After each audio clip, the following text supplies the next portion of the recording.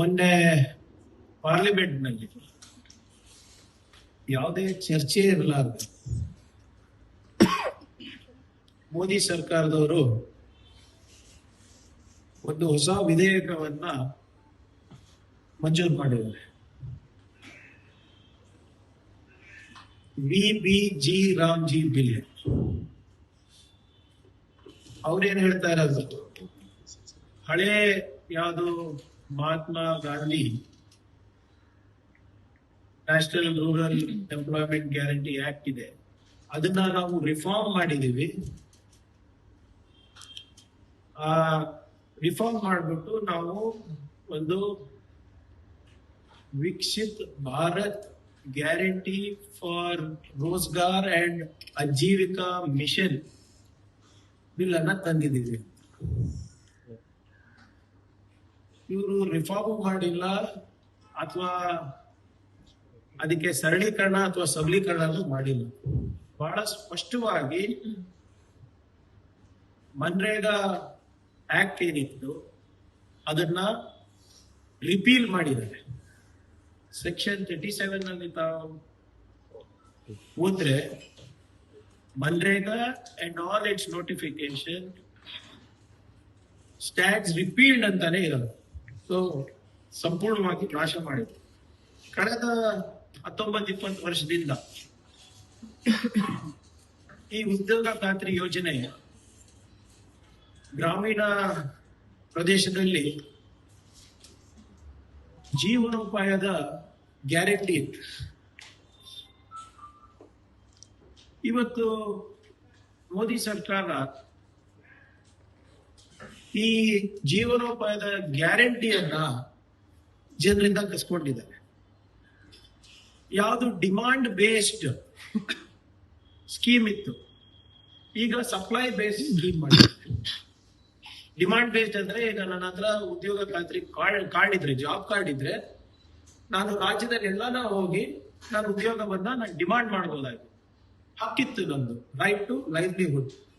ಈಗ ಅದನ್ನ ತೆಗೆದ್ಬಿಟ್ಟು ಸಪ್ಲೈ ಬೇಸ್ಡ್ ಅಂದ್ರೆ ಅಲ್ಲಿ ಅವನ್ ನೋಟಿಫೈ ಆಗಿದ್ರೆ ಮಾತ್ರ ನನಗೆ ಉದ್ಯೋಗ ಸಿಗುತ್ತೆ.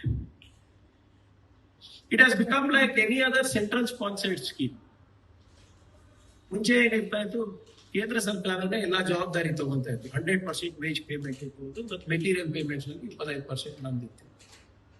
ಈಗ ಬೇರೆ ಯಾವುದೋ ಆರ್ಡಿನರಿ ಸ್ಕೀಮ್ ತರ ಮಾಡಿದ್ದಾರೆ. It's not an act anymore like how it was before, which guarantee livelihood. ಜೊತೆಗೆ ಇನ್ನೇನ್ ಮಾಡಿದ್ದಾರೆ ಅಂದ್ರೆ, ದೇ ಕಂಪ್ಲೀಟ್ಲಿ ವೈಲೇಟೆಡ್ ಒಂದು ನಮ್ಮ ಫೆಡರಲ್ ಸ್ಟ್ರಕ್ಚರ್ ಅನ್ನು. ಕೇಂದ್ರ ಸರ್ಕಾರಿಗೆ ಏನಾಗಿದೆ, ಕರ್ನಾಟಕದ ದುಡಿಮೆ ಬೇಕಾಗಿದೆ, ಕನ್ನಡಿಗರ ಬೆವರು ಬೇಕಾಗಿದೆ, ಕನ್ನಡಿಗರ ಟ್ಯಾಕ್ಸ್ ಬೇಕಾಗಿದೆ, ತೆರಿಗೆ ಬೇಕಾಗಿದೆ, GST ಬೇಕಾಗಿದೆ, ನಮ್ಮ ಸಾಮರ್ಥ್ಯ ಬೇಕಾಗಿದೆ, ನಮ್ಮ ಪ್ರತಿಭೆ ಬೇಕಾಗಿದೆ. ನಿಮ್ಮ ವಿಕಸಿತ ಭಾರತ್ ಕನಸು ಕನ್ನಡಿಗರು ನನಸು ಮಾಡಬೇಕು. ಕನ್ನಡಿಗರಿಗೆ ಕೊಡೋದೇನು? ಚೊಂಬು. ನೀವು, ನಾನು ಯಾಕಿದು violation of the federal structure ಅಂತ ಇದ್ದೀನಿ, ಫೆಡರಲ್ ಸಿಸ್ಟಮ್ ಅಂತ ಇದ್ದೀನಿ. Article 280. What does article 280 say? Article 280 of the Indian Constitution establishes Finance Commission. Finance Commission ಏನು? It is a crucial quasi-judicial body constituted by the President. Article 280 is the bedrock of India's system of financial resource allocation between different levels of government, promoting fairness and stability. ಅಂದ್ರೆ ಈ article 280 ಇಂದ ಏನಾಗುತ್ತೆ, ರಾಜ್ಯ ಸರ್ಕಾರಗಳಿಗೆ ಮತ್ತೆ ಕೇಂದ್ರ ಸರ್ಕಾರದ ಆಯವ್ಯಯದ ಸಂಬಂಧಗಳು ಹೇಗಿರಬೇಕು ಅದು ತೀರ್ಮಾನ ಆಗುತ್ತೆ through finance commission. Finance commission ಜವಾಬ್ದಾರಿ ಏನು? Distribution of net tax proceeds between centre and States, vertical and horizontal. ಅಂದ್ರೆ ಯಾವ ರಾಜ್ಯಗಳ ಆದಾಯ ಏನ್ ಬರುತ್ತೆ ಅದು ಒಂದು ಡಿವಿಷನ್ ಪೂಲಿಗೆ ಹೋಗುತ್ತೆ ಕೇಂದ್ರ ಸರ್ಕಾರ, ಅಲ್ಲಿಂದ ಟ್ಯಾಕ್ಸ್ ಅನ್ನ ಡಿವಾಲ್ವ್ ಮಾಡ್ತಾರೆ. UPಗೆ ಸಿಗ್ಬೇಕು, ಕರ್ನಾಟಕಕ್ಕೆ ಸಿಗ್ಬೇಕು. ಬಿಲ್ ತಂದಿ 3 ಪ್ರಮುಖವಾದಂತ ಸಂವಿಧಾನಿಕ ಹಕ್ಕುಗಳನ್ನ ಮೊಟಕುಗೊಳಿಸಿದ್ದಾರೆ. ಮೊದಲನೇದು ನಾನು ಹೇಳ್ದಂಗೆ ಜೀವನೋಪಾಯದ ಹಕ್ಕನ್ನ ಕಸ್ಕೊಂಡಿರೋದು. ಎರಡನೇದು, ನಮ್ಮ ಸಂವಿಧಾನದ ಪ್ರಕಾರ ನಮಗೆ ಪಂಚಾಯತ್ಗಳಿಗೆ ಕೆಲವು ಹಕ್ಕಿತ್ತು ವಿಕೇಂದ್ರೀಕರಣದಲ್ಲಿ.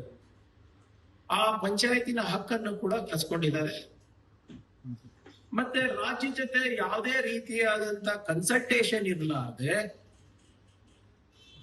ರಾಜ್ಯದ ಸರ್ಕಾರದ ಮೇಲೆ ಆರ್ಥಿಕ ಹೊರೆಯನ್ನ ಹಾಕಿದ್ರು. They have taken away the right to livelihood. They have taken away the powers of the panchayat, and they have given additional burden, financial burden, to the state government without the consultation of state government. ಇದು ಹೇಗೆ ಸಂವಿಧಾನವನ್ನು ಉಲ್ಲಂಘನೆ ಮಾಡಿದ್ದಾರೆ ಅಂದ್ಬಿಟ್ಟು ತಮಗೆ ವಿವರವಾಗಿ ಹೇಳ್ತೀನಿ. ತೆಗಿತಾ ಇದ್ದೀರಾ, ಜೀವನೋಪಾಯವನ್ನ ಕಸ್ಕೊಂತಾ ಇದ್ದೀರಾ, ರಾಜ್ಯ ಸರ್ಕಾರದ ಹಕ್ಕುಗಳನ್ನ ಮೊಟಕುಗೊಳಿಸ್ತಾ ಇದ್ದೀರಾ. ಇದೇ ರೀತಿ ನಡೆಸೋದು ಸರ್ಕಾರಗಳು ಕಂಪ್ಲೀಟ್ಲಿ ಅನ್ಕಾನ್ಸ್ಟಿಟ್ಯೂಷನಲ್. ಈ ವಿ ರಾಮ್ಜಿ ಅಂದ್ಬಿಟ್ಟು ಇವ್ರು ಬಿಲ್ ತಂದಿದಾರಲ್ಲ, ಇದರಿಂದ ಗ್ರಾಮೀಣ ಮಟ್ಟದಲ್ಲಿ ನಿರುದ್ಯೋಗ ಸಮಸ್ಯೆ ಹೆಚ್ಚಾಗುತ್ತೆ.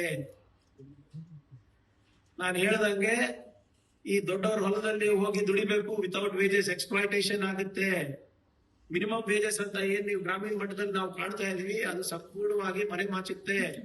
58% ಇಡೀ ಮನ್ರೇಗಾನಲ್ಲಿ ದುಡಿಯೋದು ಹೆಣ್ಮಕ್ಳು.